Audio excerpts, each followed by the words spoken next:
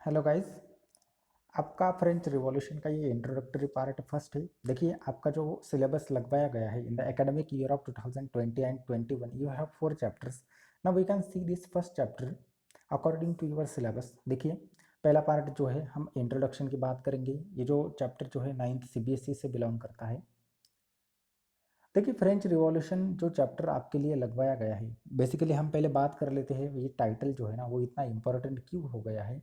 French की अगर हम बात करेंगे, फ्रेंच जो है एक यूरोपियन कंट्री है। देखिए, यूरोपियन कंट्री की अगर हम बात करेंगे ना, सबसे पहले उसकी जो कैपिटल जो है वो है पेरिस। यूरोपियन कंट्री की बात हम देख लेते हैं। यहाँ पर देखिए, यूरोपियन कंट्रीज का एक मैप आपको दिया गया है। ये हम बता सकते हैं कि one kind of political map है यूरोपियन कंट्रीज का। फ्रांस जो है ना सबसे इम्पोर्टेंट रोल जो है वो अदा करता है। कहाँ पर? यूरोपियन कंट्रीज में। देखिए, फ्रांस की पोजीशन यहाँ पर देख लीजिए। देन बहुत सारी कंट्रियों की अगर हम बात करेंगे, नेबरिंग कंट्रीज जो है यूनाइटेड किंगडम आपको यहाँ पर दिया गया है, इटली आपको यहाँ पर दिया गया है। देन जर्मनी की बात हो रही है। देन मोरक्को नाम की कंट्री है। स्पेन यहाँ पर आपको दिया गया है। इट मीन्स ये जो बहुत सारी कंट्री है जो है ना, ये नेबरिंग कंट्री से किसकी? फ्रांस की। और फ्रांस जो है सबसे इंपॉर्टेंट रोल प्ले अदा करता है कहाँ पर?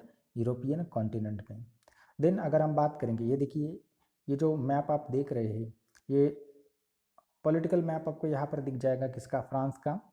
नेबरिंग कंट्रीज आप वो थोड़ा सा भी देख लेना। देन अगर हम बात करेंगे ना, नेक्स्ट पॉइंट आपको यहाँ पर दिया गया है, एक टर्म आपको दी गई है, उसका नाम है रिवॉल्यूशन। एक टर्म जो यहाँ पर यूज़ की गई है उसका नाम क्या है? रिवॉल्यूशन। देखिए, रिवॉल्यूशन टर्म जो है ना वो फ्रेंच के साथ क्यों लगवाई गई, क्यों इतनी इंपॉर्टेंस थी रिवॉल्यूशन को हम देते? अगर रिवॉल्यूशन की सिंपल सी डेफिनेशन अगर हम देखेंगे ना, तो उसका मतलब होता है सडन चेंज। कुछ ऐसा सडनली, डायरेक्टली और इनडायरेक्टली बदलाव जो आएगा ना, उसको ही क्या बोला जाएगा? रिवॉल्यूशन बोला जाएगा। तो ये इनडायरेक्टली और डायरेक्टली बदलाव जो है वो कहाँ पर आया? फ्रांस में आया। वो कब आया था? 14 जुलाई 1789 को।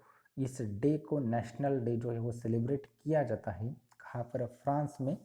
देखिए, तो इस दिन क्या हुआ था, जो बेस्टिल का प्रिजन जो है ना उसे क्या कर दिया था? ब्रोकन कर दिया था। ये ब्रोकन करने की जो सिचुएशन जो थी वो कैसी थी? सडनली थी। तो इसीलिए रिवॉल्यूशन इसको हम बोल सकते हैं। तो इनडायरेक्टली फ्रेंच में क्या आ गई थी? रिवॉल्यूशन आ गई थी। उसके द्वारा फ्रेंच में मोनार्की, लुइस 16 जो है ना उसका शासन जो है, मोनार्की जो है वो कोलैप्स हो गई। किसके द्वारा? रिवॉल्यूशन के द्वारा। इसलिए टाइटल का नाम है French Revolution. Then next point की अगर हम बात करेंगे, आपका जो इंट्रोडक्टरी पार्ट जो है 3 पैराग्राफ्स में डिवाइडेड है, उसमें से हम पहला पैराग्राफ की बात कर लेते हैं। देखिए, 14 जुलाई 1789 में क्या हुआ? एक स्टेट ऑफ अलार्म की बात हो रही है। कुछ धोखे की घंटी जो है ना कहाँ पर बजी? फ्रांस में बजी। ऐसा बोला गया कि किंग जो है ना, किंग ने क्या किया? अपने जो ट्रूप्स थे, आर्मी जो थी उसने कहाँ पर भेजी? सिटी में भेजी। लेकिन ये आर्मी भेजने की जो बात जो है ना, एक रूमर बन गई, एक अफवाह जो है वो बन गई। लोगों को ऐसा लगने लगा कि आर्मी जो है वो लोगों के ऊपर ओपन फायर जो है वो करने वाली है। इसीलिए क्या हुआ? इससे प्रतिकार करने के लिए लगभग 7,000 मेन एंड वुमेन जो है ना, ये एक साथ आ गए। कहाँ पर? टाउन हॉल में। पेरिस के जो इम्पोर्टेंट प्लेस जो है यहाँ पर ये आ गए। और उन्होंने क्या फॉर्म किया? एक मिलिशिया ग्रुप फॉर्म किया। इट मीन्स लोगों द्वारा बनाया गया एक मिलिशिया, एक उग्रवादी ग्रुप जो है वो बनाया गया। और वो किसके खिलाफ लड़ेगा? जो राजा है लुइस 16 की जो ट्रुप्स है, आर्मी है या मोनार्की है, उसके खिलाफ ये मिलिशिया ग्रुप लड़ने वाला है। और ये ग्रुप किसने बनाया है? फ्रांस जो है वहाँ के लोगों ने। तो देखिए, इन लोगों ने क्या किया? Broken number of government offices और बिल्डिंग्स जो थी, गवर्नमेंट की ऑफिसेस जो थे उनको ब्रोकन कर दिया। उनको क्या चाहिए था? आर्म्स। जो गोला बारूद जो है वो किनको चाहिए था? लोगों को चाहिए था। इसका इस्तेमाल वो किसके खिलाफ करना चाहते थे? राजा जो है, ट्रुप्स जो है उसके खिलाफ करना चाहते। देखिए, जो नेक्स्ट पैराग्राफ आपको दिया गया है ना, सेवरल हंड्रेड पीपल जो थे वो कहाँ पर इकट्ठा हो गए? ईस्टर्न पार्ट जो था ना बेस्टिल प्रिजन का, वहाँ पर वो इकट्ठा हो गए। उनको ऐसा लग रहा था कि जो बेस्टिल का जो प्रिजन जो है ना वहाँ पर क्या हो सकता है? Hoarded ammunition. इट मीन्स बहुत सारा गोला बारूद जो है कहाँ पर हो सकता है? बेस्टिल प्रिजन का जो एरिया जो है वहाँ पर हो सकता है। तो बहुत सारे लोग जो है यहाँ पर क्या हो गए? इकट्ठा हो गए।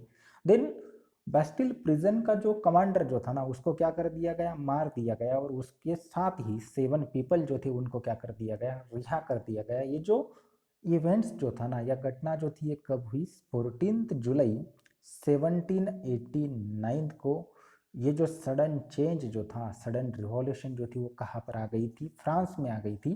तो 14 जुलाई को ही क्या मनाया जाता है, नेशनल डे है, डे जो है वो फ्रांस का क्या किया जाता है, मनाया जाता है। देखिए जो बेस्टिल नाम की जगह जो थी ना, एक हेट्रेड से हो गई थी लोगों के मन में, क्योंकि राजा राजा की एक डिस्पोटिक पावर ये बन गई थी। राजा जो कुछ भी जनता के खिलाफ करेगा ना, तो उसकी शुरुआत वो कहाँ से करेगा, बेस्टिल जो है वहां से करेगा। इसलिए लोग जो थे ना वो बेस्टिल के खिलाफ हो गए थे। देन लोगों ने क्या किया, बेस्टिल का जो प्रिजन जो था, बेस्टिल का किला जो था, फोर्ट्रेस, उसको क्या कर दिया गया, डिमोलिश कर दिया गया, उसको गिरा दिया गया। स्पोर्ट करके हो या कुछ लोगों द्वारा क्या किया गया, उस बेस्टिल के प्रिजन को गिरा दिया गया। और बेस्टिल के प्रिजन के जो फ्रेगमेंट जो थे ना, स्मॉल स्मॉल पीसेस जो थे, उनको मार्केट में बेच दिया गया। और लोगों ने उनको परचेस भी किया। क्यों, एक एज अ सोविनियर स्मृति की याद में लोग जो है उस पर्टिकुलर पीसेस को अपने यहाँ रखना चाहते थे। देन नेक्स्ट पैराग्राफ की हम बात कर लेते हैं। थर्ड पैराग्राफ जो है आपका इंट्रोडक्टरी का, देखिए writing in Paris and country side area. तो दंगा जो था ना, दंगे जो थे वो Paris and country side area में फैल चुके थे। इट मीन्स पूरा पेरिस जो है अब राइटिंग से भरा हुआ था। मोस्ट ऑफ द पीपल जो थे protesting against high prices of bread. तो देखिए सिर्फ राजा की पावर ही नहीं लोगों पर चलती थी, कि राजा ने क्या किया था, बहुत सारे टैक्सेस जो थे वो बढ़ा दिए थे। तो लोगों ने क्या किया, इनडायरेक्टली जो हाई प्राइसेस जो हो गई थी किसकी, ब्रेड की, इसके खिलाफ भी लोगों ने क्या किया था, आंदोलन किया था, स्ट्राइक किया। सो देखिए ये जो हिस्टोरियन जो थे ना, ये जो फ्रांस की जो सिचुएशन जो थी, इस फ्रांस की सिचुएशन का लेखा जोखा जो है ना वो किसने पब्लिश किया, जो हिस्टोरियन जो थे उन्होंने क्या किया, पब्लिश किया। लेकिन इसका एंड जो है ना वो हमें कहाँ पर दिखाई देता है, execution of the king in France. जो लुइस 16 जो है, लुइस 16 को इन द एंड में क्या कर दी गई, फांसी दी गई। सो देखिए ये फांसी की बात जो है ना, ये लोगों ने भी ऐसा रियलाइज नहीं किया था कि फ्रेंच रिवॉल्यूशन का जो एंड जो होगा ना वो लुइस 16 की फांसी से हो सकता है। तो इंट्रोडक्टरी पार्ट में बस इतना ही। आगे का पॉइंट हम पार्ट 2 में डिस्कस करेंगे। इसके लिए थैंक यू।